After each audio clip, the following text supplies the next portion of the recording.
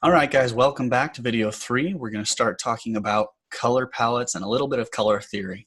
We're not going to dive too much into color theory, but I want to give a broad idea of what it is and how it works. So to start, let's go back into, well, we'll wait on Figma. So to start, we want to talk about what is color theory exactly. Now, there are people who spend years and years, their entire profession, studying color theory, so don't feel like you have to master it all in one night. I definitely haven't. But this will give you a decent place to start and kind of give you an idea of what to look into. So the premise of color theory on a very high level is that colors convey emotion, and that every color you use should have a reason and a purpose behind why you used it. So what do I mean by that? For example, if I look at the color red, modern society, we don't necessarily talk about it, but we all know that red has some different implied meanings. You know, red might mean stop. If I look at a stop sign, there are 3 different things that distinguish that sign in my mind that tell me what it is. 1, there's the shape. 2, it says stop. And 3 is the color. Same with a stoplight. You see the color red, you know that means stop. Stop what you're doing. Red might also mean danger, or red could mean love if it's Valentine's Day. So red, we associate these different feelings and emotions with that color. Now this is true with every color. You know, blue, we might think of professional. You know, a lot of different websites are using blue because it conveys a sense of professionalism. Or we might also think of something more materialistic. We might see blue and think, oh, the ocean, calm and peaceful and relaxing. Or, you know, there's a lot of different ways we could take this. So again, we're not going to dive into every color and what every color means. There are several meanings for each color, and different combinations can mean different things. But it's definitely something I would encourage you guys to look into and spend some time studying so you can use them in your designs. Now, why is this important? Why do we care what each color means? When you're designing, you want to convey a certain feel to your designs. For example, if I am designing a banking website or a banking mobile application, I don't want people to get on my site and get the sense that we're unprofessional for some reason, or that we don't take their money seriously, or that we're not a safe place to be banking. And a lot of that can be conveyed with color. One thing I might use is the color green. Green is very often associated with currency and wealth and life and being healthy.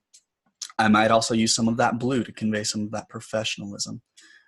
There's other colors I could use that might invoke a sense of security or a sense of seriousness. And maybe I don't want to be too serious. Maybe I want to be a little bit playful still. So maybe I throw in a little bit of another color. So we're not, like I said, we're not going to jump into this too much, but you have an idea of why it's important. So let's open up Figma and see how we can use this. Okay, so let's take a look at what we can do using these color theories, this idea that color conveys emotion, to build our color palette. It's very important when you build a color palette, you don't just pick random colors that you think look good, because while they might look good, they might give off the wrong impressions, right? So we want to be very careful. Now, we're not going to spend a lot of time picking colors. That's not the main point of this episode. We'll try to make something decent, but we're not going to focus on color theory, like I said. So one thing I'm going to do, it doesn't really matter how you do this. Some people like using circles, some people like using squares. I'm just going to use squares for the sake of simplicity to demonstrate this. So the first thing I'm going to do, I'm going to create an artboard. And I just use keyboard shortcut F for frame, or you can use A for artboard, however you want to do it. Doesn't matter. And we're going to zoom in so we can get a better look here. Okay. Whoop, too far. There we go. So generally, when I build a color palette, I like to have one primary color, one, maybe 2 accents, and a grayscale. Now, that's not a hard, fast rule, but it's a good idea to try to stay as simplistic and reserved as you can in most cases. So I'm going to start with my primary color.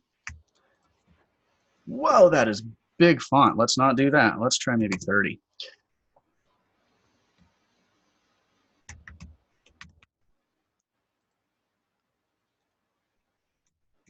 And it's also important, guys, to type 30 into the right place. Otherwise, you screw up your Figma file. Okay, 30 is still a little big. Let's go down to maybe 24. We'll just work with that for now. Not important. So we've got our primary color here. And then we will have we'll just do one secondary color. And then we will do, and I'm going to make this just a little bit bigger. And then we will do our grayscale. I like things evenly spaced. Sorry. Gray. And now controversy in America, is gray spelled G-R-A-Y or E-Y? I think I do it differently every time, but I'm going to go with an A this time. Okay. So let's start with our primary color. First thing I'm going to do, I'm just going to make a box. Okay. Nothing fancy. We'll do a little, let's do 40 by 40. I like base 8. And we'll talk about that when we get into grids. But we've got our box, and I want to pick a color. Now, in a real life situation, I would have gone through and I would have taken the time, based on what I'm building, to go through some color theory and decide what is the best color for what it is I'm wanting to do. But we don't have a ton of time, so I'm just going to pick a color. Red's always fun.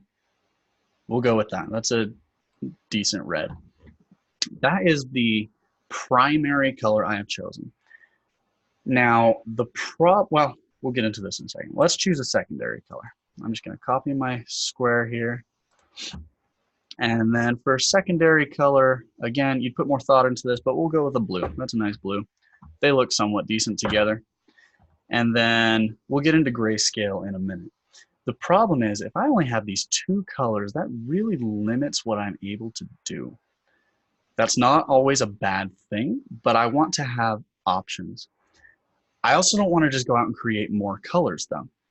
So I'm going to play with this individual color and see what I can do with it. Now, this might be a little confusing at first, but I'm going to show you guys what it is I'm talking about. I want to have various shades of this color, or various brightnesses. Why would I want to do that? Maybe I want to, instead of having just a purely white background, maybe I want a very, very light shade of this red in the background. Not something you're really going to notice a ton, but it's there. It gives it a little tint of red. Or maybe I'll do the same with blue. Or maybe for my text, instead of doing a straight black text, I want to do a really, really dark blue text that almost looks black, but not quite. I'm going to show you guys how to do that. Now, this is the simple way that we can do this. I'll show you in the next video how we can get a little more complicated and intricate with these colors. But to start, I am just going to make a couple copies. And I'm going to go kind of overboard here just for the sake of showing you how this works. Please do not feel like you have to have 9 or however many shades in your color palette. That's not a hard, fast rule. I just want to show you kind of what this does. So I've got my primary right here in the middle. The reason I put it in the middle is it makes it easy for me to do what I'm about to do. I'm going to start with this first one, and I'm going to pull up my fill options. And I don't want to be in RGB mode. I actually want to hop over into HSL. That's hue, saturation, and light. Now, the hue I don't want to mess with, and I really don't want to mess with the saturation at this point. All I'm looking for is lighter and darker options. So I'm going to change my lightness levels. Right now, it's at 38. Now, keep in mind, the higher that number goes, the brighter and almost more transparent, not quite transparent, but it's going to look a little more transparent, your colors will be. So maybe on this first one, and you can get as mathematical as you want on this, you can really divide it down and do perfect increments. I'm not going to take the time to do that right now. I trust that you guys can do math, but we're just gonna play kind of a guessing game. So we've got about 40 right now. Maybe I'll do 55 on this one, and then maybe I'll go into this one and I'll change it to 70. And then maybe on this last one, I want to do, let's see how 90 looks.